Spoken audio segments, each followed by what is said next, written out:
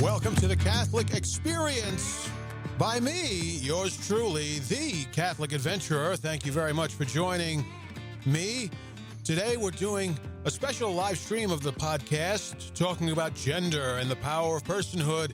And I'm joined today by His Excellency, His Eminence, the Grand Exalted Mystic Ruler of all moral theology, direct from the Diocese of Rockville Center, Father Peter DeGanjic. Hello, Father. How are you? I'm doing all right. Boy, you're not feeling too chatty today. You just did a quick how are you, huh? Well, because, you were doing such a great job of elevating me to the levels of the church that I will never, ever get to. Even make-believe levels. Grand Exalted Mystic Ruler? Who thinks of something like that? Well, that would put me in the Knights of Columbus or something. Yeah, it sounds like it. You know where I got that from was the... Honeymooners. Yes, the honeymoon. We're both getting old, aren't we? Why can't I be the great? You know how many people don't get honeymooners references? I can't believe it. And yet they're some of the easiest ones. You got to, I guess, be at a certain age range to even think about it. That's what it is. Yeah, that's what it is. So it's crazy.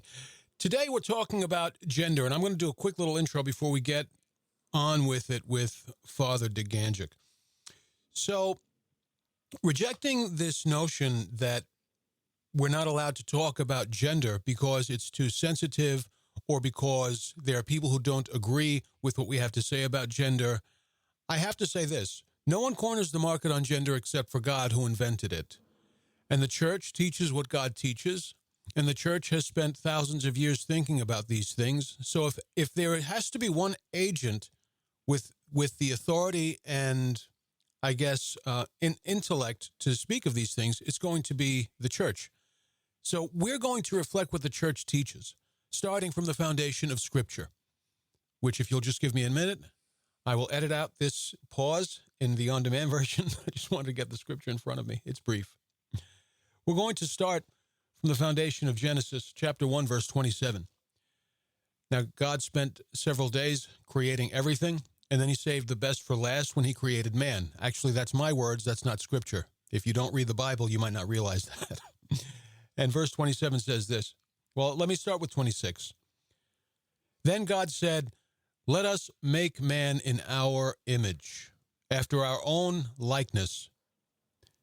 Let them have dominion over the fish of the sea, the birds of the air, the tame animals, all the wild animals, and all the creatures that crawl on the earth." God created mankind in his image. In his own image, in the image of God, he created them. Male and female, he created them. Now, what do we get from this? Gender comes from God. He invented it. It is what he made it to be, and it is nothing more or less than that. We also see here that God created two distinct genders. He did not say man and woman, he created it. Man and woman and some other things he created. He said, the Bible says man and woman, he created them. So we see the idea of fluidity in gender doesn't jibe with Scripture. That's number one. That's the first thing we take from this. The other thing that I want you to take from this, and let me also set it up this way. This is not an anti-gender theory show. That's for you to decide. This is a pro-gender episode. We're talking about what gender is. We're talking about what gender is. There will be some things we will admonish, but we're really talking about what gender is. So the first thing that gender is it's created by God, and there are two of them. He didn't say man and woman, he created them. I'm sorry, he didn't say man and woman, he created it. Or he created those and some others. Man and woman, he created them. And then what we get from the Scripture is that in his own image and likeness, he created them. It isn't sufficient to say God created man similar to himself. Not when we're saying in his own image and likeness he created them. I am not a Latin scholar. I am not a Greek scholar. But from what I have learned, know, and can recall, I don't have the Greek to share it with you because I don't speak Greek. But in the original languages where we see in his own image and likeness, in the original languages, there's something more intimate there. Not just something that he possesses, but the image and likeness that he created us in comes from something deeper than just his pockets, just something that he has, right? In his own image. There's an emphasis there that we place when we include the word own, in his own image. What we take from that is that the human person is not wearing a mask that looks like God. The human person is the image and likeness of God. It's not the similarity of God. It is the image and likeness of God. So gender is what it is. The human person is what it is. And it is like I don't want to say nature. Would you say character of God, Father? Or would that be... No, the word that's used is image, and in the image of means that it takes from the original and offers back. Takes from the original and offers back. There you go. So there's a foundation of two set genders. There's a human person, and then the human person has a gender. And I don't know that we'll talk about this part at the top of the show, Father, or we can talk about it whenever you want, but something that I try to put forward is that gender is not fluid. There is nothing we get from science or from Scripture that tells us or even suggests that gender is fluid. I will say that gender is possessed of diversity, as I usually phrase it. Okay, so not all boys like to play in the dirt. Not all boys. I'm one of them. I don't like sports. I've said this a lot. I like boxing. I like baseball, and that is it. I'm not a sports nut. My brother, may God rest his soul, was the biggest sports junkie you will ever meet. My sister, who I hope never hears this show because she'll get angry at me for saying this, was the biggest tomboy you will ever meet in your life. My sister once beat up a grown man when we were kids. I think she might have been 14 or 15. Okay? Today, she's the most demure lady you've ever met. You would never know she was a tomboy when we were kids. Okay? Not all women are what we would say is ladylike. Not all men are gruff and rough and tough. Some are more gentle or more stoic. So there's diversity in gender because the human gender reflects God, right? Characteristics of God. I see, Father, you're holding up a finger. What I say wrong? I want to just pause there for a second, because I think what the world has done to us today has put us in this position where we believe that we have to identify by what we see or what we do. Mm-hmm. But gender itself is something that is inherent. It's something intrinsic to the being itself. So when we talk about like male and female, he created them, we're talking about the creation of a person. And as a person, we are a human person. Mm-hmm. We hold the equal dignity and all the rights of a human person, and in justice are treated like a human person. But I think the problem that we have today is kind of along the lines of what you're trying to say there, is we try to define the male by certain things that a male should do, play sports, go out and get the food, that I think dates back to the problem that developed when they started doing these kind of gender studies back in the 40s, 50s, and 60s, where they decided to come up with these traditional kinds of roles. Mm-hmm. These are the gender roles. So this is what the woman does. The woman raises the children. The woman cooks the meal. The woman cleans the house. The man goes out and works. The man fixes the car. The man mows the lawn. And then all of a sudden it started to say, well, why couldn't a woman mow the lawn? Why can't a man cook the dinner? Well, they do. So now all of a sudden it becomes the beginning of what we've inherited today. What we're seeing today did not just appear 4 years ago, 5 years ago, 6 years ago. This has been building in terms of mentality, in terms of that enculturation, if you will, that indoctrination that we talk about sometimes. So I want to be clear that gender is something that is part of our being. It is what we are, not what we do. Mm. We do as human persons. We live as human persons. We interact as human persons, first and foremost, as being, you said, in the image and likeness of God.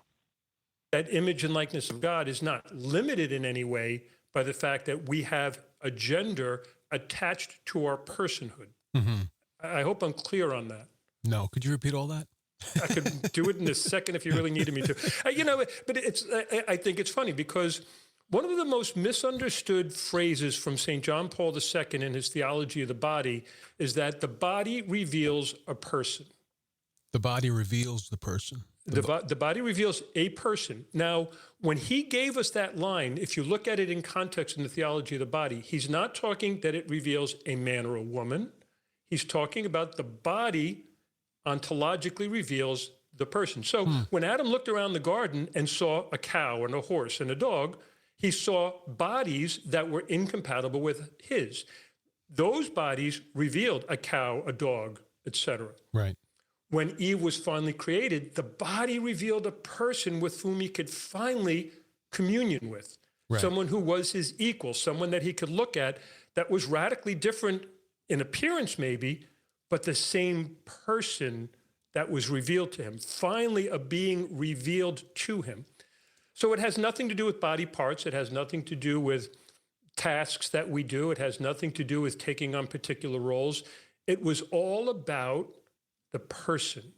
The body revealed the person, and God created that person, male and female, and that was it. But doesn't the body reveal a male person and a female person? Ultimately, the revelation would be that you would see, but again, going back to what you were saying, well, then what about the effeminate male or the masculine woman? Mm-hmm. Does that mean that, and then we get down to the question of nowadays they do all these surgeries. So what if I add all these things that weren't there, or I change these things that were there? Now, all of a sudden, have I changed gender? And no, you haven't. The gender is given by creation, by God. And that's it. It stays that way. But go ahead. No matter what you manipulate, it stays that way. But so the body is a sign that reveals something we can't see, right? You see male genitalia, you know that there's a male person, right? Not poured into the body, but I guess not intrinsic to the body, maybe the other way around. But you understand from male or female genitalia that the person is of a male or female gender, but you can do everything to the body to change it, disfigure it, mutilate, whatever, but you're not changing the gender. But the body does reveal the person's gender, no? I think unless I'm wrong. It does. I want to stay away from the expression that they use in psychology of sex characteristics. Mm-hmm. We have sex characteristics, but let's face it, in genetics, there are abnormalities, there are hermaphrodites, there are other problems with that, so that we can't just limit the discussion that a particular body part reveals that that person is masculine or feminine. I'm going to go back to, again, in created reality, and I'm going to use a fancy word here, ontology, the study of the being itself.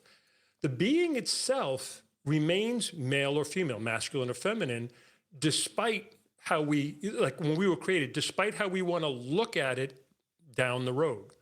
Right. It still remains male or female. That's what God creates, and he only creates one of the two. My problem today is, I even said something along these lines when I did my doctoral dissertation. Somehow along the way, we allowed science, we allowed secular humanists to define the rules of the dialogue, to define the rules of how we can talk about things. Well, I'm an atheist, therefore don't bring up God. I'm an atheist. You can't bring the Bible into this question. This is a bar. I am a staunch secularist. This is a bar. No politics, no religion. No religion whatsoever. You can't, but you start to get into this trap now where all of a sudden you're taking every tool out of my quiver that all of a sudden I have to use your language and I have to use your parameters. Well, then of course I'm going to draw your conclusions, right, which are errant conclusions in the end. There's an expression you always use about reality, always correcting the error or something. Yeah. An expression basically, that I use? It's an expression that you used. I've heard you use it in the past where, reality somehow will always correct errors. Oh, once you cross the threshold of stupid, everything that follows will be stupid. Is basically. It that? It's along those lines. Yeah. It's and it's funny because just for the people who are not familiar with that's something that I sometimes still say. Once you cross the threshold of stupid, everything that follows will be stupid. When people make a mistake, when people choose something that's fundamentally errant, nothing they do to correct it along the way will turn it into a truth. You have to go back and fix where you made the fundamental error. You understand? So 1 + 1 = 6. Oh, no, that's wrong. Okay, so 6 × 2 = 2. Nothing you do once you cross the threshold is going to turn a lie into a truth. You have to go back to where you cross the threshold of stupid, as I say. Is that what you're talking about? Basically, if and again, people have had it so beat into their heads about all of this stuff of gender is malleable and you can do anything you want. And if you think you're a girl, but you're really a guy, et cetera, all of that has become so pervasive that now the lie is accepted by everybody. But let's face it, if 1,000 people buy into a lie, it's still a lie. Right. What I often teach is, I mean, you might not be amazed at what goes on in the classroom. Some of the nonsense, frankly, that kids really believe. I mean, they really believe. And when you I'll tell you a story a little bit later, but when you tell them, here's what the truth is, or here's what the church teaches, they are genuinely shocked. They've never heard this before. And one of the things that I try to drill into their heads is the idea of objective truth, objective reality, right? So what time is it now? It's 1:50 p.m. Eastern Standard Time. That is true whether I knew about it or not, whether I like it or not, whether I agree with it or not.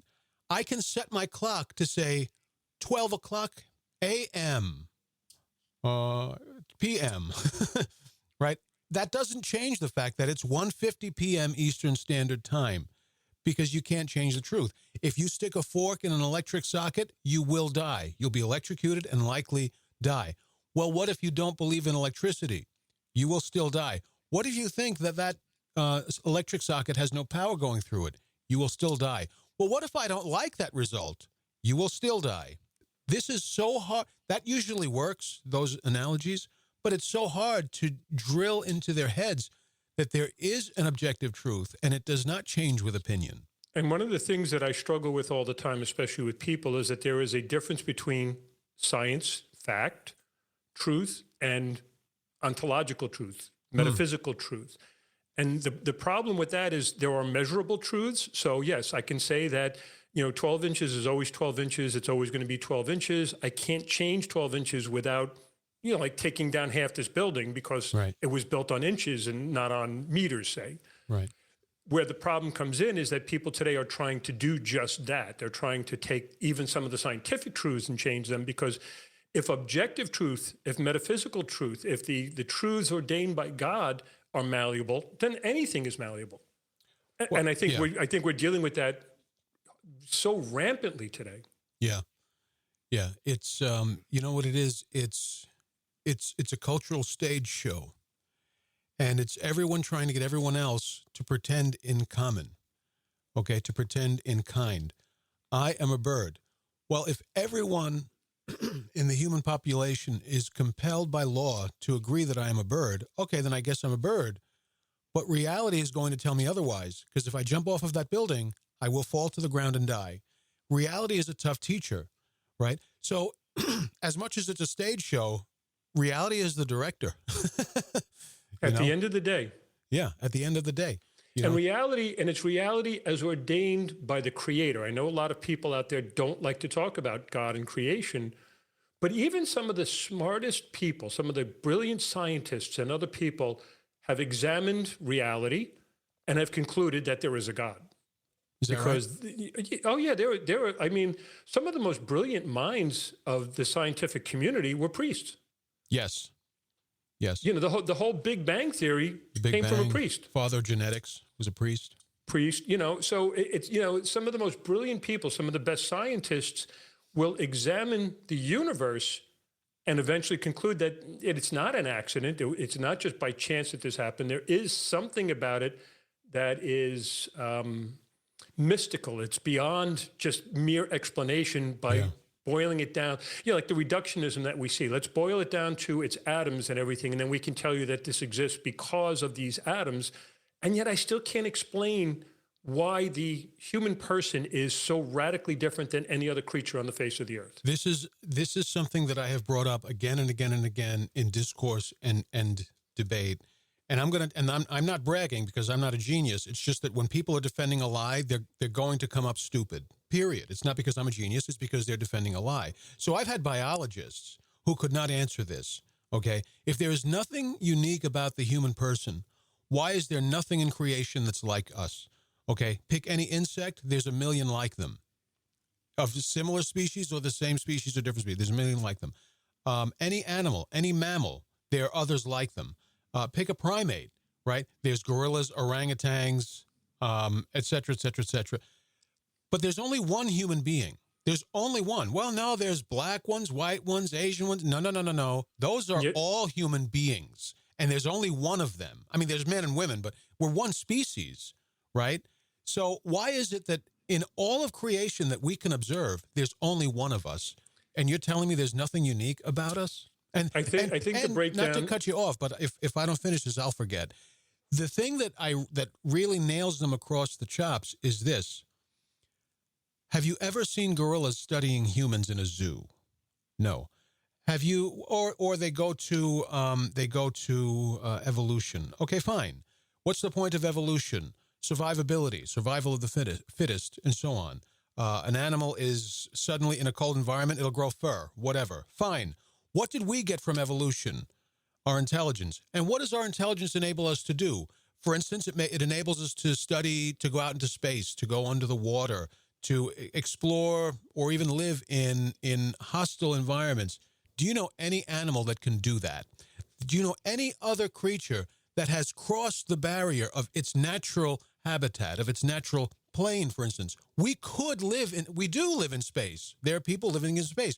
They don't do it naturally. They do it with the assistance of technology, but that makes no difference. We were adaptable to space. We could live under the water if we wanted to. No other creature can do that. And you're telling me there's nothing unique about the development of the human person? Come on. Sorry, go ahead. No, and that's okay, because again, I think the biggest mistake, if you will, of education was to move away from the philosophical sciences. And I use the word science specifically because they want to take that and say, that's not a science. Right. No, if you go back to the most ancient cultures, I mean, the Greeks, the Romans, everybody had philosophy as the first science, if you will. Right. That only ultimately then brings you to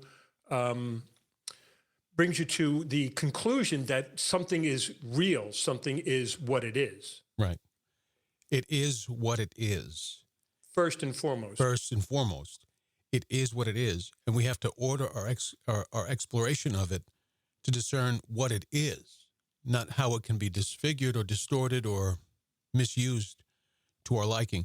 If you're just joining us, thank you and welcome to the show. This is The Catholic Experience. Those of you catching me on demand, you're already aware of that. And I want to remind you, if you're not signed up for my newsletter, you're probably going to hell. If not, Jesus will definitely shame you for it at the resurrection when you are judged. The thing about the newsletter, folks, is I can tell you right now, there are people right now following my socials who have no idea this show is happening. Do you know why? Because 2/3 of them do not see most of what I post. Literally, 2/3 do not see most of what I post. So the benefit of the newsletter is there's no social media middleman getting between you and me. So when I send out, for instance, everyone who received my newsletter knew this show was going to hit. They all knew because there was no algorithm getting in between. So in my newsletter, I send out occasional reflections on Scripture or reflections and writings of the Church Fathers. And I send out updates, and I only do this once a week, sometimes once every other week. I don't flood your inbox. And in the newsletter, I include things that are important that I published to the website over the past week or two. If you're not subscribed, shame on you, but you can fix that. Go to CatholicAdventurer.com. You'll find a form field at the top of the website. Just fill that in with your email address. Do not worry. I do not share it. I do not sell it. I do not trade it. Frankly, I don't even look at it. I have no idea who you are. I have no interest in knowing what your email address is. So your information is safe with me. Sign up for the newsletter. It's free. It hits every week, sometimes every other week. It takes the social media middleman out of the mix. And I also want to remind you to follow me at For the Queen BVM on Twitter. Before we go on, Father, you want to plug your socials real quick, or do you not care? Pretty much anything with FRPETERD, Father Peter D. Pretty much that's where you'll find me. YouTube, Facebook, my website, fatherpeterd.net.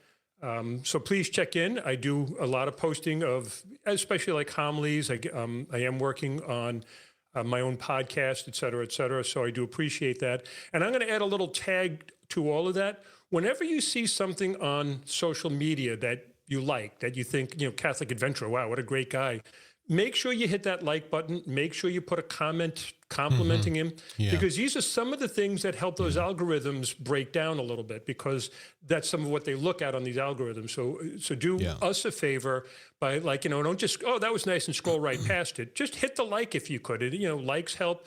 Comments help even more. And please be polite. We're Catholic. Please be polite. If you have a constructive criticism, I'm willing to listen, but some strange people have said some strange things on my social media. Oh, I get it all the time. It's unbelievable. And I have to say, no offense, folks, but I have to say, you Catholics are so cheap. It's unbelievable. You're talking to a pastor.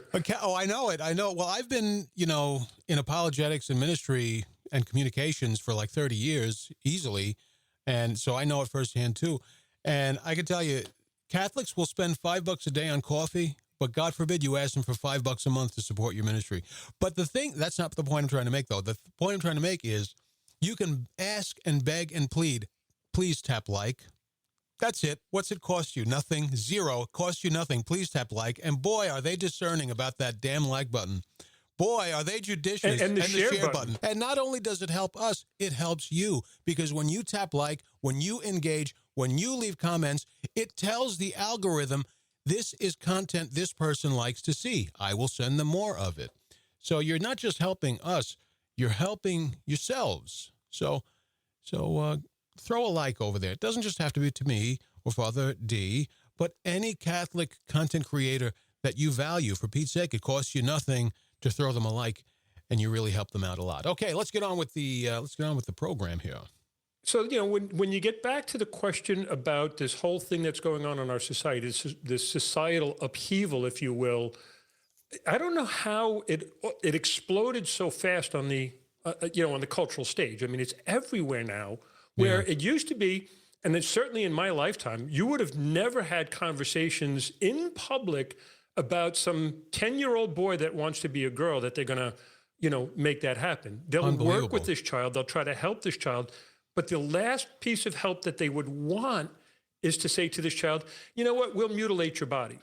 Now, here's the thing that it goes back to my youth, I think, was back when we said, no, we're going to help you to just embrace who you are. Mm-hmm. So you have the male body, you are a male person. Maybe you feel like inclined to do these effeminate things. That's okay. You can still be a male. You can still be the man that you were created as you were. And that's why I get frustrated today listening to some of these conversations where, like, just right away, and I think behind it, maybe just possibly behind it, are these scientists who want to do experiments with us. Oh yeah. So, like, absolutely. what if we take the cork out of the bottle and let this genie loose in society? What if we open up Pandora's box and let's see what happens? Well, this has been going, for instance, so gender transitioning surgery has been going on. They were experimenting with it a little bit in the 70s. And in the 80s, they were really, really pushing it. And I mean, it's butchery today. You can imagine what it was like in the 80s. And they were pushing it hard. Obviously, they weren't, advertising it on TV or anything like that. But anyone who was vaguely effeminate, especially in the gay communities, okay, they were being very strongly encouraged to see these doctors. Well, you don't have to do the whole thing. Just get some breasts installed or get your breasts removed or, and so they spent at least since the 80s experimenting on people. They didn't know what they were doing, really. They were experimenting, and they needed somebody to experiment on. Well, okay? you know how data works. You have to have a representative sample of information that you can present to the scientific community. And it has to be a sufficient sample size. And if you don't get enough people buying into this or wanting to try this, then you really have a hard time getting your sample size to present to the community. So you've got to find ways to get people to be willing to want to try it. Right. And that's the part that frightens me the most. Well, it frightens me the most. And apart from that, the prevalence of this in the cultural, intellectual atmosphere normalizes it to young children, where they they're conditioned out of taking their own. First of all, I don't think children of any generation should have to think too much about their own gender. That just comes naturally. That should not be something that's prevalent in the foreground of your thinking. But now it's causing them to think about that, and it's causing confusion about their own gender, which is still in development, not developing from one thing to another, just developing into the uniqueness of that person, right? Not that the gender is developing into the person, but you know what I'm saying. So let me be precise, because I know you're a stickler for precision. So the gender is what it is, but then how we carry or express who we are as persons is developing. Gender comes along for the ride because gender is fundamental to the human being, okay? But the person itself as a whole is still developing. So during this period of development, they're starting to think critically and stupidly about things like their own gender. Maybe I'm actually a girl in a boy's body, and so on, because this kind of thinking in their environment is normal. So whether or not they do anything about it, this being in the cultural intellect is affecting how they are developing. It is making them look at themselves more critically, and it's making them edit, frankly. This isn't boyish enough, this isn't girlish enough, to maybe, and so on and so on. It's making them edit where their development would have just been fine left alone. And I have to admit, I have spoken to plenty of people who have had all sorts of issues along the spectrum here, sexual preference, gender confusion, et cetera, et cetera. And I've talked to them, and my heart goes out to them. I'm heartbroken because, again, you know, it's now a time and a place where they're struggling. Yeah. And they're looking and they're searching, and all of a sudden somebody's saying, just go with it. Just run with it, you know? And yet, like, there was one conversation I had with a man who was hearing all of this rhetoric and wondering about himself. And when I said to him, it's okay for you to be a man. You can have these feelings within you that aren't going to fit that mold that people say is how a man should act. Mm-hmm. But you're still a man. Just embrace that. Just embrace the fact that you can father children, that you can do this, that you can do, that this is, you know, what could be the result of it. But your being, and again, I'll go back to John Paul II, who was so brilliant, speaks the maleness. You're just male. It's not, you don't have to, it's not actions, it's not doing, it's who you are. And if you can embrace that, the look on his face during that conversation, I was just watching the change in his face go from anxious to relaxed. Like you said, I'm free. In effect, because the world was encaging him that, no, if you feel this way, the only way out of it is that you start taking these drugs, you have this surgery, and you change your name, and you change this, and you change that. He just kind of implicitly knew that there was something backwards about that. Yeah. And let me ask you this. What is maleness or femaleness? When you look at the being, so when you look at Adam and Eve, God created Adam male. Mm-hmm. The Bible states that. So when it says that God created him male, one of the things that Pope John Paul II was very big on was it's fatherhood. It's who you are, the masculinity. That's who you are as male, as opposed to the motherhood, the femininity, the female. He made the clear distinctions of it's a language that we speak beyond body language. So it's the language that we speak in terms of complementarity, that the maleness and the femaleness, like the different persons in the Trinity, have this potential for union that only males and females could have with each other in that complementarity. But is go ahead. So that one of the expressions that's used is that the male, in terms of the gift of love, the gift of union, is initiated by the male, received by the woman, and then returned in reciprocity to make the union complete. The most brilliant image that you see in Scripture is that of Christ the bridegroom, the church the bride, that there's this gift of priesthood in Christ that marries the bride, the church, who receptively receives and returns to him that gift, if you will, that he has given to them. Interesting little fact. What is that thing that's sometimes over a sanctuary? Is that called a portachino? Baldacchino. Baldacchino. The reason, the tradition behind that is that's how, that there used to be a baldacchino over a marital bed. And so it symbolizes the the marital union between Christ, the groom, and the church, the bride. And I don't know if you would say it's consummated on the altar at the consecration. I don't think that component is in the tradition, but it's something like that. There's something significant to the fact that it's over the altar, over the sanctuary. The bride, and the groom. And there is that, there is that imagery. I mean, there is an espousal aspect to our relationship to God as well, that sometimes gets lost in all of this language today. And it's kind of almost heartbreaking because so many Catholics will sit in the pew and not recognize the gift of love, the gift of the relationship that we're given in Jesus Christ, the gift of love and relationship that we're called to live as followers of Jesus Christ. But let me throw this at you. Surely there's got to be more to maleness and femaleness than just our, facility for procreation.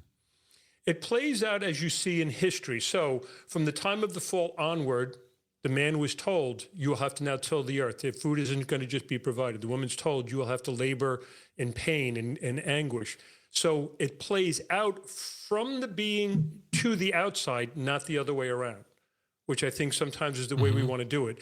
Since you are the one who tilled the ground, that makes you the man. No, it became almost like a pragmatic kind of a thing that, let's face it, when you look at the whole relationship between males and females, women were the ones who birthed the babies. It was just the way it was. They're the only ones who can do it. Well, you ever see that meme that goes around, like, 8 billion people on the earth, 8 billion people born of women, 0 of men? That's science. It's like, they have the womb. And if science even were to find some way, which maybe they will, to change that, whatever, the reality is that the women were the ones who nurtured it. And I will say this. I look at the way mothers interact with their children and fathers. They both love them, but there's a nurturing that the woman gives that's different than the nurturing that the man gives. 100%. And I'm not saying that it's a role. I'm not saying it's one of those things that we can study and then define, and that what makes a man a man. And if a woman can do it, therefore she can be a man. No, I'm not saying any of that. I'm just saying that it kind of unfolds that way. So the body reveals a person, and the male body reveals the masculine person that will kind of interact with the world in a very different way than the female person. That's just the way it is. Sure. And again, I'm going back to the metaphysics and the ontology. Yes. Mm-hmm. To say that it expresses from the being, not the other way around. The doing does not make the being. Right. It expresses from the being, from the inside to the expression in the outside, to the expression outside of one's being. It's not the other way around. I cook because I'm a woman. Well, no. Or I play sports because I'm a man. No, your gender guides the expression of your person and your character. So I am a man first, but that doesn't express itself in a love of sports. Except I do enjoy boxing because I like hitting people. So there's times I say maybe that's not a bad thing. The point is, it starts on the inside. It doesn't start on the outside. I think that's an important thing to point out because there's a lot of confusion about gender out in the world. And I have said this for a very long time, okay, that the devil, and if I'm wrong, Father, don't be shy to correct me. You will not embarrass me. I don't care, okay? The devil has spent a long time confusing the genders, and no offense to any males out there who wear earrings, but I'm just being straight with you. I think it started with things like that. I know it seems stupid, but hear me out. Every great destruction starts with a single scratch of a fresh paint job. A single scratch of a fresh paint job. Every utter destruction starts that way. So when genders started becoming confused, okay, not just roles that are changing. So roles being reversed might be like a scratch on the wall. I don't know. But gender confusion has been going on since the 60s a little bit, 70s more, 80s a lot more. I want to call it a rebellion. Okay, a rebellion. There was a gender rebellion. And if you remember, there was a song from the late 60s by the Monkees called Laugh. Yeah. And one of the stanzas of it is, laugh when you go to a party and you can't tell the boys from the girls. Right. when men were starting to grow long hair and Right. put on jewelry and things like that, that maybe more traditionally were reserved. Correct. That women had long hair. It didn't change their masculinity. It just changed right. their appearance. Right. Or what you had also is, and what continues today, is they alter their gender expression to something that is compelled by the outside or chosen from outside of themselves. It's not intrinsic. It's not organic to the expression of their actual gender. It's not starting from the inside. It's starting from the outside. Okay.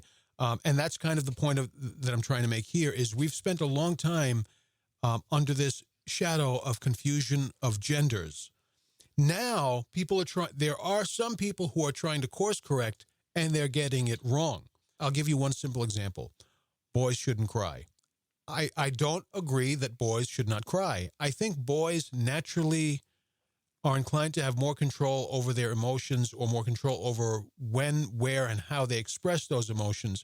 But I think it's very destructive to tell boys they should never cry, you know? And I don't think, because I grew up in a culture where that was a very common thing. Same. And if you fell down and you got hurt, walk it off and get back on, that kind of thing. I say that to my son, I have to be honest with you. But there's a value to it. That's why I'm pointing out. There's somewhat of a value to it of training the person. Like you said, like there is a time and a place, and there are certain times and places where I need you to be focused, or I need you to be stronger, or I need you to be the one to lead this so that we can get through this. So, like the general in a battle is the one that has to get the soldiers to the other side of this as healthy and as alive as he can. Yeah. And so he doesn't have the room sometimes to allow for certain things to get in the way. This is not the time to fall apart. Right. And that's, I think that was an important thing. And even this whole thing of, again, trying to say, well, women can do this too. Well, they can, but they're going to do it very differently. They're going to approach it very differently. That's just part of the language, that complementarity that I'm thankful for. And, and as a priest, I joke about this all the time. People say, Father, you don't know what it's like to be married. I said, I got 500 wives. You got one. I'll tell you, that's no joke. I do understand it. And, there's a way, I understand you're being tongue-in-cheek, but there's a way that a man has to work with his wife, function with his wife. Absolutely. One time, I don't remember what my wife did. I think she threw something out that shouldn't be thrown away. I don't remember what it was. But let's just say it was that. She threw something out that doesn't belong in the garbage. I says, no, don't throw that out. Boy, are you dumb. And she said, hey, but that's a Ralph Cramden line. Boy, are you dumb. And it's hilarious. But she didn't anyway. So I know not to make jokes like that with my wife because she's sensitive to them. Now, you have to do that with like 500 wives. And they all have different little things that are triggers for them. That are triggers. You have to have 500 modes of operation because you have 500 quote unquote wives, people that you have to interact with. I kid you not. I gave a homily about a year and a half ago, and I had heard something from Bishop Barron talking about this thing that was on Netflix called The Social Dilemma. And so I brought it up in my homily because I went and watched the thing. I didn't have a Netflix account, and I made it clear I don't have a Netflix account. I had to borrow someone's account to watch this. But when I watched this particular thing, this documentary, if you will, on what they do to manipulate you, to keep you watching their social media and to keep picking up your phone, I just pointed it out to people that this is intentional manipulation of your attention. Yeah. I just made maybe a minute and a half reference. At the door of the church, this woman comes up to me, Father, I can't believe you're promoting Netflix. I said, I didn't promote Netflix. I just made reference to Netflix. I said, and they do have some terrible stuff on Netflix. That whole thing with the little girls and all the others. I said, I get it. I said, I don't have a Netflix account. I'll be honest with you. But it was the only place that I could watch this particular video. Right. So I did watch it. Well, my answer to her was not sufficient enough. She wrote the bishop. You're kidding me. She wrote the bishop, and now, of course, the bishop's got to take it seriously. I sent the link to the homily because I record everything. I sent the link to the homily, and I said, write exactly where in. I said, you listen to it and tell me how much promotion I gave to Netflix. I said, I'm not advocating that people get a Netflix account. I'm just talking about this video. She wrote this is what I'm saying. It's like, you think you've got the one, this one person was triggered by the fact that I brought up Netflix. Well, it's funny talking about gender. If you trigger a man, he'll take a swing at you, right? At the most extreme level, he'll take a swing at you. Or at least square off with you. Right. If you trigger a woman, character assault. That's their thing. It can be. It can be. No, it is. That's true. Well, let me clarify. So I'm talking about extremes. I'm not saying taking a swing is like the right and natural way to go. That's when you've gone too far. Okay, so I'm not saying this is normal. What I'm saying is that's where men go too far, is it becomes physical. And where women go too far, it becomes character assassination. You know, they try to kind of bring you down. You know, I remember as a kid, things would escalate in the most ridiculous ways. So let's say if it was me and John Doe. John Doe would insult me. I would insult John Doe. And it would go back and forth. And everybody knows this routine. Each insult is more vicious than the one before it. And it usually went to insulting somebody's mother. And then that went back and forth, each insult getting worse than the other. Until finally someone takes a swing because that last insult was that went too far, right? The funny thing is, not every fight, but most of the fights started out just that way. Everyone knows what this cycle is. You know where it's going, so why not just skip it? You know? And there was a wisdom down through the ages, especially like when we had boys' schools and girls' schools and things like that. There was a wisdom down through the ages of allowing the masculinity to flourish or the femininity to flourish. I remember a couple little things. I was asked to go on World Youth Day to Denver when I was still in the seminary. My pastoral parish was sending a group of kids, and they needed some male chaperones to come along. We get to the hotel in Denver, and there was a pool. So, all right, I went over with the kids, and the boys jump into the pool. And what do boys do when they're in the pool? They're roughhousing. Oh, dunking each other, pushing each other. Yeah, one of the mothers comes running up to me. Mm-hmm. Yeah, but one of the mothers come up running up to me and says, you got to stop them. They're fighting. And I looked over and said, they're not fighting. She said, no, look. I said, when it turns, you'll know. If it escalates to that point, you'll know. I said, they're just establishing themselves with each other. Right. That's just a kind of a guy thing to do. Right. There was a woman in my second assignment.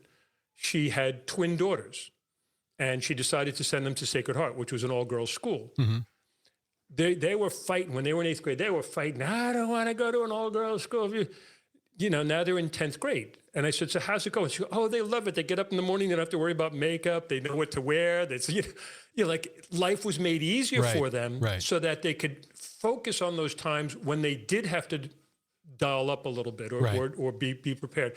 And I just thought that was kind of funny because they, originally they didn't want to do it because they thought that, it would be so much easier to have the boys around and to be able to flirt all day long or whatever it was that they wanted to do. And they realized, no, you know what? I can hang out with the other girls and not have to pretend that I'm, like this kind of person or whatever. Now, mind you, I've heard confessions in all-girl Catholic schools, and there is a level of cattiness. So I'm not going to say that it doesn't happen, but it's not the same as if it were the pressures that would be in a co-ed school. Yeah, that I can believe. That I've only ever been to co-ed schools, but that I can believe that it might be characteristically different in an all-girls school. Before we go on, I just want to let the folks know, if there are any folks listening, that if you would like to be a part of the show, you have a question, a comment, or a statement, you can begin populating the phone lines. The number, if you'd like to do that, is 888-546-4656. Again, 888-546-4656. His prices are insane. Again, you're dating yourself. Yes, I don't care. I get finer like wine as I age. Yes, you do. Yeah. I have to say, we've got a sponsor for this episode, Father. You want to take a minute while I tell you about it?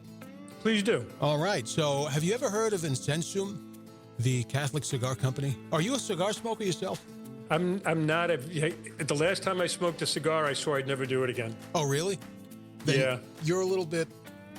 There we go. You're a little bit of a unicorn. Most priests love cigars or single malt scotch. I think you're the second priest only, and I've known like a billion priests. You're the second priest only who doesn't smoke cigars. Do you like scotch? Single malt scotch, I could definitely do that. Yeah, those are pretty great. So Incensum is a Catholic cigar company. It's Catholic owned and operated by two great fellas. They're two brothers and two family men. their cigars they're using hand-rolled premium tobacco from one of the only domestic cigar manufacturers in the Midwest. That's pretty rare.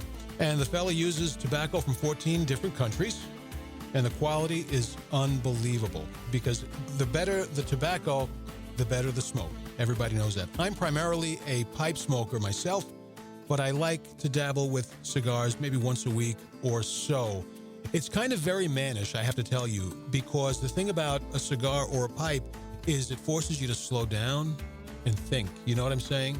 It's kind of a guy thing to do. It's kind of a guy thing to do that you just have to stop and settle down and think for a while, you know? Each cigar, this is the unique thing about Incensum Cigar Company. Each cigar that they send out has a QR code. And the QR code has a homily or a podcast or like a Catholic question that'll promote truth, encourage good topics for discussion, and it's inspiring and edifying. So you're not just sitting around with a cigar crammed in your kisser. You can actually learn something and better yourself. Have something to think about if nothing comes to mind because your life isn't interesting enough. And you know that's a good that you encourage that, because I think the thing that's probably most absent in society today is dialogue. Let's just talk about it. Big time. And we can disagree and disagree and disagree and disagree. That's okay. But if we don't talk about it, we'll never learn. We'll never get any better. Yeah, you have to think and learn and think to get better. We're a thinking species, and we see God with the mind first. St. Augustine said that, and that has always stuck with me. So it's interesting. So these cigars basically bring you the truth. You know, it's not just a cigar. They bring you the truth.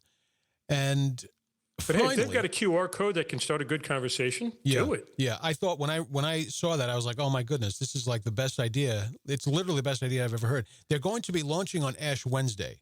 They haven't officially launched yet. They're launching on Ash Wednesday. It's a cigar company launching on Ash Wednesday. How clever is that? There's an irony there. I'm telling you. A Catholic cigar company. A Catholic cigar company. So it's pretty great.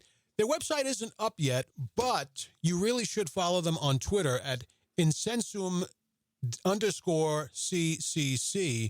I'm going to place a link in an ad on this episode's on-demand page. So you'll find them on Twitter /X at Incensum_CCC. Let me spell that for you. INCENSUM_CCC. You really should follow them because you're going to be able to keep up with their story, keep up with their journey. The guy posts great stuff. I love what he posts. Sometimes he'll post like this fireside chat. The fireside chat topics are really interesting. The last one he did was about leadership. You know, how do Catholics or Catholic men, how do you lead? What's different about or uniquely Catholic about how you lead? So you definitely want to follow him on X at Incensum_CCC. Follow his journey. Click on the link. You'll find it on this episode's on-demand page. And when this fella launches, consider making a purchase, okay? Support Catholic businesses. Check them out on Twitter. Now, a little off topic maybe, but what do you think of this whole Twitter X thing? Because I don't really do Twitter. I have an account, but I hardly ever use it. So I have been using Twitter on various accounts, either my own or places I've worked for and so on, since before there was an app for Twitter. Okay, that's how far back I go with Twitter.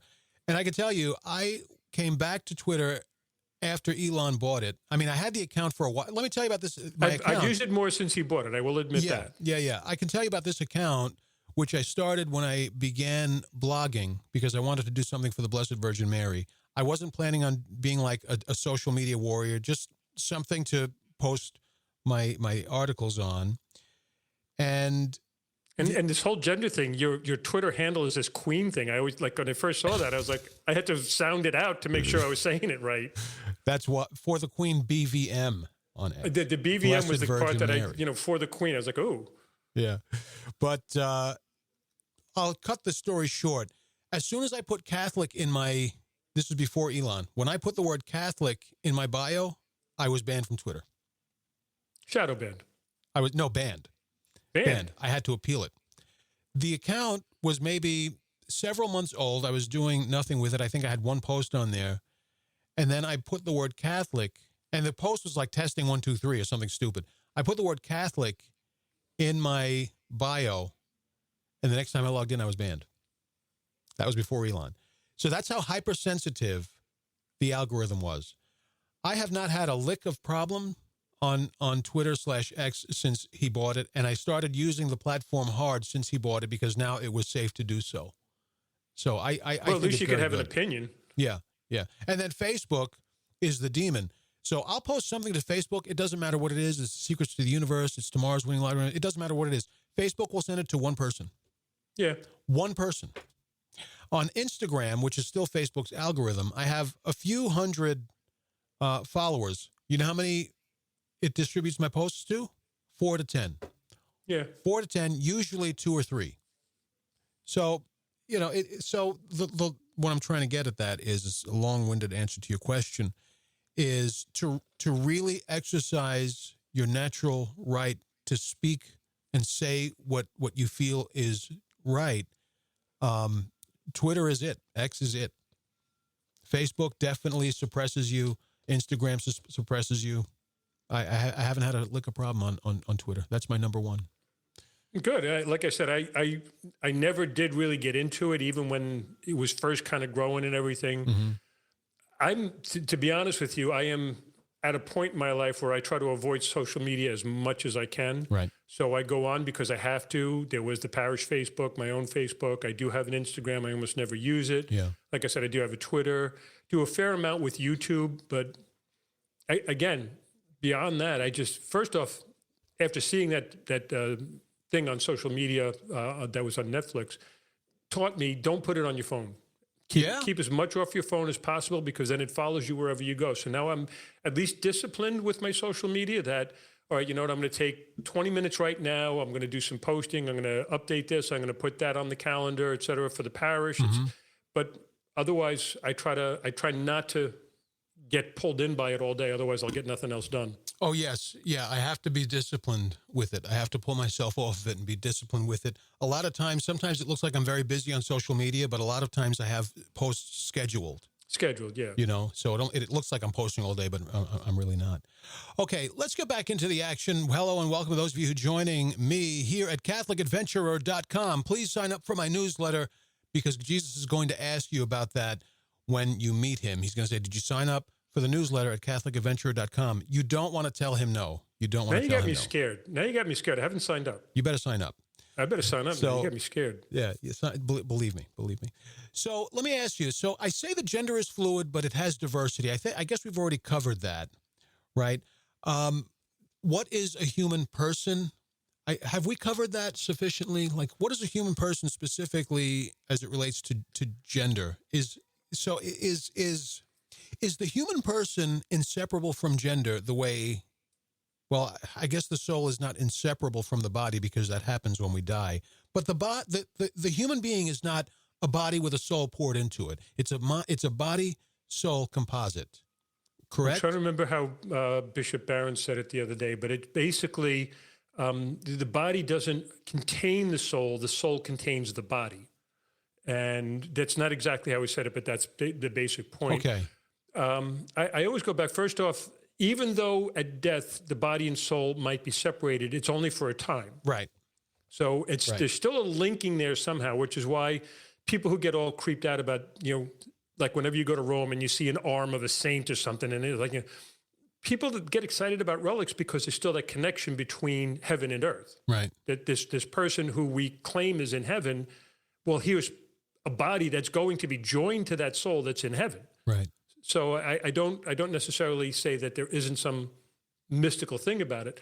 I think when it comes to person, first, if I always go back to the Boethian definition, it's a individual substance of a rational nature, which is a packed philosophical statement. Yes. Yeah. To which I think John Paul II added other things. So it's an individual substance of a rational nature that's irreducible and unreplaceable.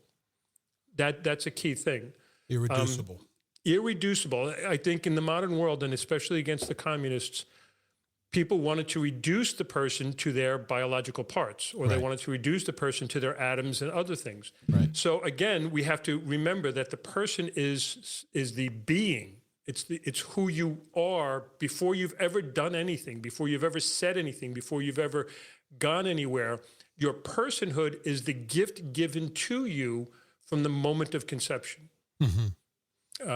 there's still sometimes those arguments in the abortion debates as to when the ensoulment happens and all this other stuff. Yeah. It's instantaneous. We know that now because all the power of human existence that you will have is the same from the moment you were conceived until the time you die. It's Right. the exact same power that's given to you. And So continues after that you doesn't die. change. Yeah. And well, it remains, like I said, there's still that connection. Yeah. But you'll never be more human than the moment you were conceived. You are fully human, fully personhood. Your personhood is there. Right. That personhood is linked to the divine, obviously, in the imago Dei, the image of God. Right. So when we talk about the human person, like take for instance, the person that'll come up to me and ask, "Is my dog in heaven?" It's a frustrating question because it's going to presume that the dog could go to hell. Right. So I'll say to them, "Did your dog have free will? Did your dog ever have to go to confession?" "Well, no." I said, "Well, then it's a moot question." They said, "What do you mean?" All of that part of existence will be in the kingdom. Right. It's not a question. A dog can't sin. What makes you unique is that rational nature that you have to be able to know right from wrong, good from bad, Right. happy from sad. The dog doesn't know any of that. So that's why when we get into the whole personhood thing, well, we have to remember human personhood is unique. Like you said earlier, we could, accidentally, the Thomistic language, the Aristotelian language, we have a substance that is human, but we're accidentally different. So, hair color, skin color, all of those things, while we might differ on that, the being behind it is still the same. Right. Even the maleness and the femaleness, the being behind it. This is where people understood the church so much that they always said that we were like, these misogynists that hate women and all of a sudden, subjugate women. No, really, the church has been at the forefront, even from the time of Christ, of saying that women have their value in their personhood. Right. It might be played out differently in society, but the value is the same. It's interesting between men and women. It's so hard to make truth arguments these days because people, I always used to say you can't fit truth in a tweet, but that's how people want it. But they're asking these very complex questions or they're expressing frustrations that require a treatment of something that's complex and deeper than a tweet, as I say. One of the things is, the men in the church have all the power. Well, what do you see as power? So the way I see men and women both have power. The woman is a power is a gender of strength, and maleness is a gender of strength, but they're expressed differently. So women are more spiritually powerful. How they're able to teach. When my kids were very young, they would ask the strangest questions, and I'm like, oh, man, I don't even know how to answer a question like that because they're simple questions, but it's like, why? Their minds couldn't fathom the answer you want to give. Right. But my wife is like, boom. Instantly, the perfect answer. Like in 100 years, Father, I could not have come up with an answer like that. Forget about on the spot. Okay. Women have a more quiet power, a spiritual power, how they teach, how they nurture, how they care, how they interpret things. One of the most damaging things to the church was the mass exodus of women religious. Yes. Their feminine genius, their feminine mysticism that was what I say is the real spine of the church. While you might see a figurehead, you might see the Pope or whatever, the church herself was spiritually held together. The glue, if you will, were the women. Yeah. Now, when you look at even in the family, the woman is the one who is really the one that holds the family together, if you ask me. I mean, if you just allow it to be what it is and not have all these manipulations we have today, the woman has a power over the future generations that men throughout history never had. Who was with the children all day long? The woman. Who was the one forming the child all day long? The woman. Who was the one that came home and had to be the disciplinarian? It's like...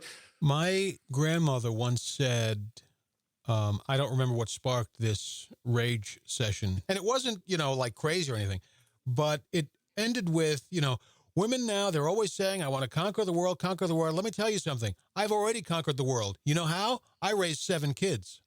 And that's it right there. That is it right there, And a man's strength let's say in family life, a man's strength is protecting the family, guarding the family, not just in physically or temporally or corporeally, but spiritually, guarding the family, drawing the line, okay, enforcing, I don't like the term enforcing the law, but I mean it technically, enforcing the law, No, we are going to church. I don't care if we're on vacation. There's no such thing as a vacation from our duties to God. And that is that kind of thing, That was my father. Yeah, So a man protects the family, and a woman does tend to be the one who makes the machine go. And a man sets the environment whereby the woman is able to do that. And I don't know why to have this dominion over the became... children and over the operation of the household. And the man sets and protects the environment where that happens. I had a conversation with my grannies. I don't know why they've been brainwashed this way. She was trying to talk about how women were so subjugated and that they were enslaved, and that, basically that image of barefoot pregnant in the kitchen. Mm-hmm. And I said, that's not true. I grew up in a generation where my mother was a stay-at-home mom, but she had friends. She had a social life. She was able to go out and, do things freely. It's not like she was chained to the house or to the kids. But like any parent, and you probably learned this as a parent, like any parent, you're still chained to your home as long as the kids are dependent. Right. And that's where, okay, well, in the economy of life, well, that became the woman, because the woman was the nurturer. She was the one that bore them. She was the one that, she was the one that would necessarily be there when they came home from school. She was the one that necessarily would be there to start preparing the meal. There was nothing wrong with any of that. It wasn't a terrible thing. And force of circumstance, and I get it, the force of circumstance would be that, well, because you don't have a job outside the home, that this is the logic, well, then you can't leave your husband because you don't have the money. Right. The difference was back in the 50s and the 60s when I was growing up, there was no thought of divorce. We're having a hard time. We'll get through this. We'll find a way. We'll work this out. The very first thing that was thrown at anybody back then was not the lawyers and the I'm going to get rid of you. Right. It was, we're going to figure that. That's why like today now, I love doing anniversary blessings, 50, 60. I've blessed somebody 70 years. Mm-hmm. And when you ask them, like, how did you do it? It's like, well, we put up with a lot and we got through a lot and we did, I always hear that at every anniversary blessing. It's so funny you say that. Everyone, because every priest asks, how did you stay together so long? It's almost like it's in the rubrics or something that they have to ask that. But every priest asks that, and everybody answers almost exactly what you just said. It's unbelievable. And if you're willing to work it out, you can find a way through. If you're willing to just like say, you know what, I disagree with you. You're hurting me. I don't like the way you said that. I'm gone. Yeah. Well, all right, I'll put the toothpaste cap back on the tube. I get it. It's like, I know a marriage that broke up over the toothpaste cap. I'm not kidding you. Well, it had to be something more than that, and that was just the straw that broke the back. Of course. The way whenever I do a little couples counseling, the way I say it is like, that becomes bean counting. You're just throwing beans in a pot trying to fill up the pot. Yeah. What you're really saying is you disrespected me. Just come out and say it. Right. By not respecting what I asked of you, you disrespected me. And that's why it hurts so much. You disrespected me. That word, me, is very important. You didn't just respect something about me. You respected me, the deeper person. The person. Not just my preference, but something deeper than my preference is the person, my dignity or whatever. That's heavy. That's heavier than it seems on the surface. And maybe some demands are unreasonable, but then talk about it. Right. Talk about it. Just have a discussion. Right. And if at the end of the day you can't agree, then status quo until we can find a way to work our way through it. Yeah. Try to build a bridge, because men and women. Another thing that makes men and women different is we really do think differently. They say men are obsessed with things, women are obsessed with people.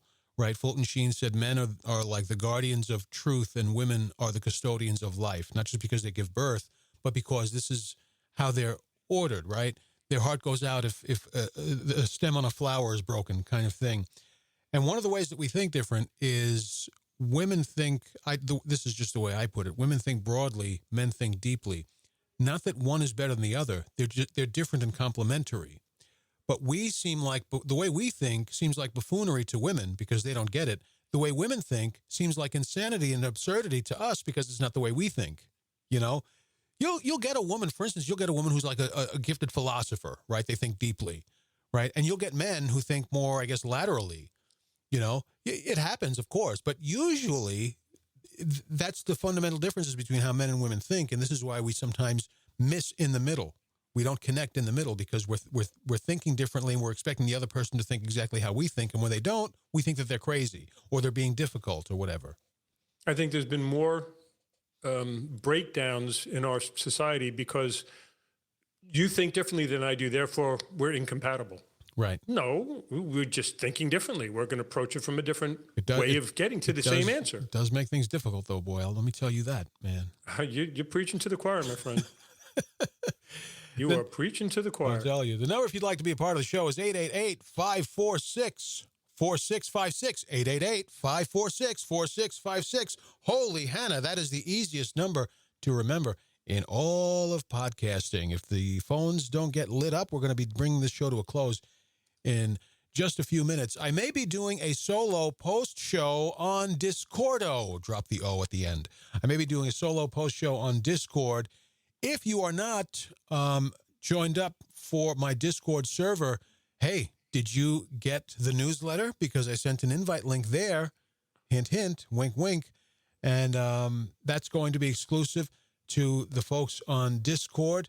And if you're catching this on demand and you're like, oh, shoot, I'm on his Discord, but I didn't know he was going to do a post-show thing on Discord. Well, you're going to find a link to an audio recording there on Discord, so you'll still be able to get it. Once again, if you want to be part of the show, 888-546-4656. So, Father, I say that gender is the power of the person. I tried to make this point, and then I got side-railed, in that once we started confusing the genders, okay, we started to disrupt the nuclear engine that drives or propels the person, the human person. Do you think there's truth to that, or am I just being... Because I think that there is, but I'm not you. I'm not the guy with the expertise. But I do feel like once we started confusing the genders, it's sort of like the timing in your engine is off, so it's not running right, or it won't start up at all because it's way off, you know? Is there any truth to that? Can you speak to that a little bit? I say it all the time. There's only one thing that the devil is really actually very good at, and that's deception. Mm-hmm. To deceive, and part of deception has to have confusion in it, because if it's like the magician. They wave the one hand, you're watching the one hand, but it's the other hand that's doing everything. Right. Well, this whole thing with gender, like I say, if we're going to have any battle for salvation, it's going to be over the gender and the family issues. Right. That these different things, and he's got us paying attention to stuff that really are, in the grand scheme of things, irrelevant. Like what? Well, like this whole thing of, there's a 10-year-old that wants to, 10-year-old boy that wants to be a girl, therefore we have to give him a surgery. So we're paying attention and we're arguing about body parts and all of this other stuff. And nobody's really talking about the poor boy, right, and how to help the poor boy, and to work with this boy and pray with this boy and speak to this boy and have a conversation about this boy to help him be the boy that he is. Right. So, it's smoke and mirrors now, because now all of a sudden we're only just talking about, how horrible this, depending on which side of the argument, how horrible this is and how terrible it is that they're mutilating children, or on the other side of it, this is going to free this child and let them finally be what they thought that they are deep down inside, and they're going to, and we're not talking about the real issue. Is this really first off, what God wants for his people? Mm-hmm. And second off, having the conversations, say, from the moral theology side of it. Why do we think it's a good to damage something? So it's good to damage a body, to take a functioning body part and remove it, or to take, a body that wasn't meant to have a certain characteristic and make it have it. Right. We're not having those conversations. We can't, because, you try to have that conversation in society today, and all of a sudden you're a hater and you're canceled, and we're going to, boycott your business, or we're going to stand on the doors of your church and all this other stuff. So. Well, I think when you bring in objectivity and when you bring in a word like good, that's what's triggering to the masses. I don't know what happened to the world, but people, it seems, fell asleep. They started dreaming, and they're dreaming with as much lucidity as they can, and they want everyone to support the dream that they've dreamed up. Let me give you an example. The word entertainment is all over modern language. That never happened. Even in the 80s, that term was like rare. It was growing. It was growing. It was growing. The Nintendo Entertainment System, it was growing. But now you hear home entertainment, your entertainment budget. I mean, it's everywhere, right? What world did you grow up in where you think entertainment plays such a prominent role in your day-to-day life? That's part of the dream. That's part of the dream. We had a really intense discussion when I was in the seminary about leisure, which is kind of the same thing. It used to be that we would work and work and work so that we could have leisure. Now we want to have leisure and get paid for it. Right. Somebody came up to me and said, I want to be a video game tester. Hey, there's an aspiration in life. You just want to play video games all day and then tell somebody what's wrong with it. Yeah, I want to be a YouTube influencer. I want to be an influencer. And you know what? There is some money for some of that. I know. Unfortunately. And I have to say, some of them, because my kids watch some of them really work hard. I must say, some of them work extraordinarily hard. They deserve what money they get. I mean, you work extraordinarily hard trying to make some of this work. Yeah. You want to know how much I get paid for it? Forget it. It costs me money. That having been said, if you would like to support my apostolate, please sign up for my newsletter. You'll also, on my website, CatholicAdventurer.com, you'll find a link there that says subscribe. I do put up, there's some subscriber-only podcasts on there. There's subscriber-only articles on there. It's not really about what you're getting in return, folks, if I'm being straight with you. You're just helping to put food on my family's table. But I do throw you a couple of extra things to make it maybe not worth your while, but to maybe sweeten the deal for you. Anyway, that wasn't the point I was trying to make. Father, is there any last points you want to make, things you want to say before we bring this to a close? The one thing I want to say is let's keep the dialogue going. Let's keep talking, folks. Let's not demonize each other. Let's not try to turn conversations like these into hate or into anger or into hurt. Maybe I did say something that was a little too surly, or maybe I say something in a way that's just a little too crisp or sharp. I'm not perfect either. I do my best to try to stand strong in the truth, like my own podcast, The Credo, bringing Catholic truth into an age of relativism is hard, and sometimes it's just that way. But do me a favor, all of you, if you hear these words right now, keep the conversation going. Just make it a conversation. Doesn't have to be even an argument. Just make it a conversation. Hear the other person and then express, based on what they said, what you think should be changed or different. That's all. Right. And if maybe you're hearing something that changes you or makes you different, then go with it. That's all. Changes you or makes you different. That's the key to sainthood, is changing and being different. I mean, in the right direction. God gave us a power when he gave us a gender. He gave us something of himself. In his own image and likeness, he created us. So I'm going to say this last thing, and I will let you connect the dots and contemplate it on your own. We may think that we're good men or good women.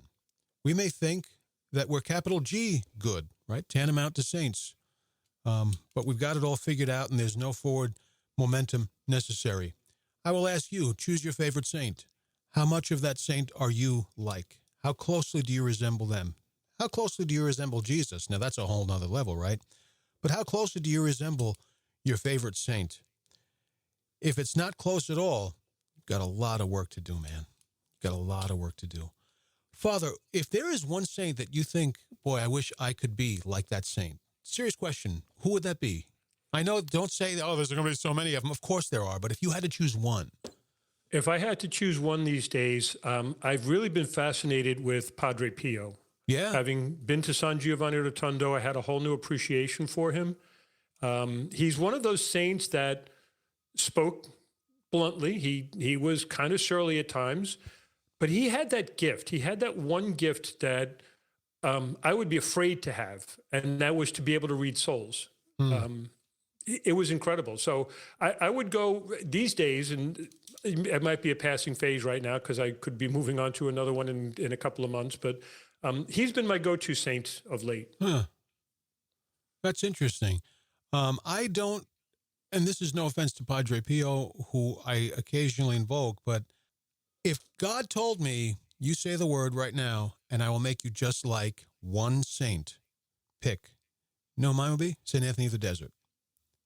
St. Anthony of the Desert. I can see that. But the thing is, if I think critically about this, why am I so into this saint? If I had to intellectualize it, I'd be like, you know what? I don't know. There are things that I can pick out that I love that about him. I love that about him, but I don't understand my fanaticism about him. You know, there's a mystery to it, even to myself. That's how I feel about Padre Pio. Like, I don't understand people's fanaticism.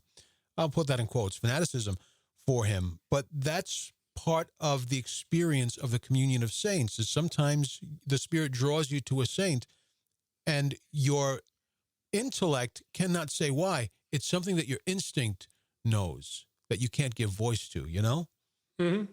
Yeah. Absolutely. And I think he is a misunderstood saint, and he certainly has some cultists that push him more than yes. Normal. Yes, yes. But he's contemporary. He didn't die all that long ago. He had that sanctity about him. Yeah. That he could stay in the confessional for hours on end, et cetera, et cetera. Which is why he always looked so unhappy. He had a very powerful relationship with St. Michael, too. Did he? The Archangel. There's a shrine right next to San Giovanni Rotondo where St. Michael the Archangel appeared. Oh, wow. So. Oh, wow. I don't think I knew that part about him. I know people with such a strong devotion to Padre Pio. Some of them a little crazy. I mean, not many of them. Most of them just a normal, good and healthy relationship with Padre Pio. I think that's very cool. All right. Last chance if you have anything to say, Father. I'm good. Ladies and gentlemen, boys and girls, this has been the Catholic Experience. Are you a little bit more experienced now? I sure hope that you are. I've been your friendly neighborhood host, the Catholic Adventurer. Say goodbye, Father. Have a good one. God bless. Find me on Twitter/X at ForTheQueenBVM and visit my website at CatholicAdventurer.com. Don't forget to throw that ER in there. It's not Catholic Adventure. It's Catholic Adventurer. Sign up for my newsletter if you don't want to go to hell. God bless you. God be with you all. Someone's going to write a bishop. I can tell. I can hear it already. Someone's going to write a bishop. God bless you. God be with you all. Bye-bye.